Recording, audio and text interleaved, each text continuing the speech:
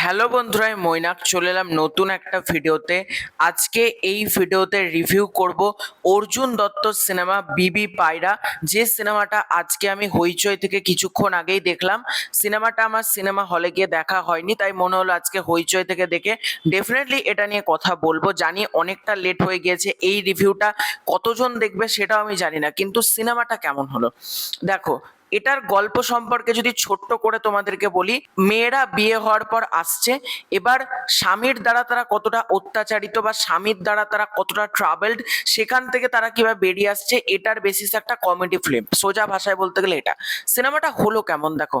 এটার আইডিয়াটা, এটার কনসেপ্টটা বেশ ভালো, কিন্তু এটার এক্সিকিউশন প্রচন্ড খারাপ। মানে এই সিনেমাটা দেখার পর আমি ভাবলাম যে খারাপ সিনেমারও কিছু ডেফিনেশন হতে পারে, যার মধ্যে একটা বিবি পায়রা থাকা উচিত। অর্জুন দত্ত তিনি এর আগে ডিপ ফ্রিজ বানিয়েছে। ডিপ ফ্রিজ সিনেমাটা আমার দেখা হয়নি, কিন্তু শুনেছিলাম নাকি দুর্দান্ত সিনেমা হয়েছে। সেই সিনেমাটা আমি ওটিটি তেলে দেখবো। কিন্তু এই সিনেমাটা দেখো, এমনও হতে পারে হয়তো এই সিনেমাটা আমার জন্য না, বা এই সিনেমা আমাদের মতন অডিয়েন্সের জন্য এরকম সিনেমা না। কিন্তু আমি ড্রামা ছবি কিন্তু পছন্দ করি।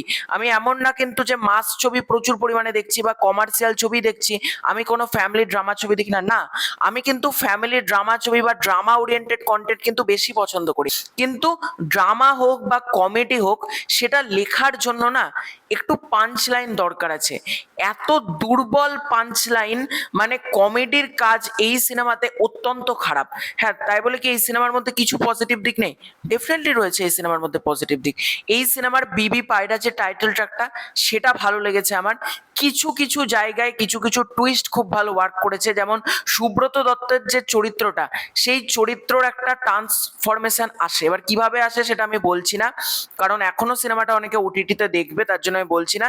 সেই চরিত্রটা কাইন্ড অফ তোমরা বলতে পারো জেন্ডার চেঞ্জ টাইপের ওটা ব্যাপার রয়েছে গল্পের মধ্যে। এবার সেইটা আমাকে একটু শক করেছে। আর একটা জায়গায় কমেডির কাজ দু এক জায়গায় খুব ভালোভাবে ওয়ার্ক করেছে, এবং সিনেমাটার মধ্যে ব্যাকগ্রাউন্ড মিউজিকের কাজ ভালো। এই দিকগুলোকে ভালো বলা যায়। এবার যদি আসি খারাপ দিক, খারাপ দিক হচ্ছে এই সিনেমায় এত ভালো ভালো অভিনেতাদেরকে কাস্ট করা হয়েছে, কিন্তু তাদের অভিনয় একটাও মনে দাগ কাটার মতন না।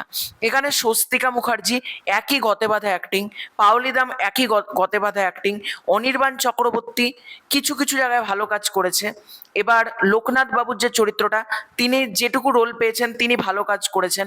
সুব্রত দত্ত আমি বলবো একবারে কম স্পেস পেয়েছে, ভালো কাজ করেছেন। অনিন্দ রয়েছেন, অনিন্দর অভিনয় আমার ভালো লাগেনি। আমি প্রথমে ব্যাপারটা ক্লিয়ার করে দিলাম, অনিন্দ অতিরিক্ত লাউড অ্যাক্টিং করছে মনে হচ্ছে। এবং ওভারঅলে ছবিটা না প্রচন্ড কমপ্লেক্স, মানে সহজ জিনিসকে এত ঘুরিয়ে পিছিয়ে দেখানোর মানে কি আমি বুঝলাম না।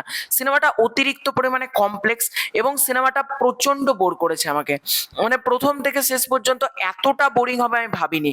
মানে একটা মোমেন্টও আমাকে মজা দিতে পারেনি। মাঝে মধ্যে টিভি চলছিল সিনেমাটা দেখতে, আমি মাঝে মধ্যে ফোন দেখছিলাম। আমি ন্যাচারালি রিভিউ করব বলে মানে সিনেমা দেখার সময় কিন্তু ফোন দেখি না, আমি ভালো করে প্রতিটা ডিপার্টমেন্ট দেখি। কিন্তু এই সিনেমাটা আমাকে হুক করতেই পারছে না। এই সিনেমার মধ্যে কোনো ডিপার্টমেন্টের কাজ ভালো না, এবং সিনেমাটার মধ্যে লাউড অ্যাক্টিং, রাইটিং এতটা দুর্বল, এবং সিনেমাটার ডিউরেশন কিন্তু বেশি না, 2 ঘন্টার সিনেমা। তাতেই সিনেমাটা এতটা বোরিং করছে, মনে হচ্ছে সিনেমাটা শেষ হলে বাঁচি, কখন শেষ হবে কখন শেষ হবে, মানে এইরকম একটা ফিলস কিন্তু আমাকে দিচ্ছে।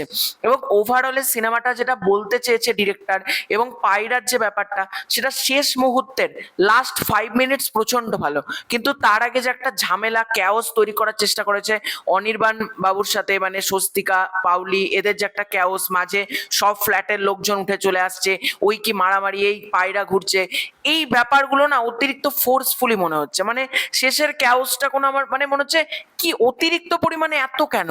তো ওভারঅলে সিনেমাটা আমার জন্য একেবারে ওয়ার্ক করেনি। যারা দেখতে চাও অবশ্যই একবার হইচই থেকে দেখতে পারো। তোমাদের যদি মনে হয় সিনেমাটা দেখা উচিত, আমি বলবো তোমরা কিন্তু দেখো। কিন্তু আমাকে যদি জিজ্ঞাসা করো, আমার কিন্তু এই সিনেমাটা ভালো লাগেনি।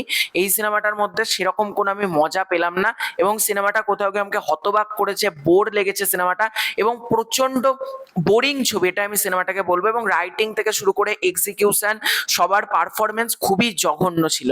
তো এটাই ছিল আজকের ভিডিও। তোমাদের কার কার বিবি পায়রা কেমন লেগেছে কমেন্ট করে জানিও।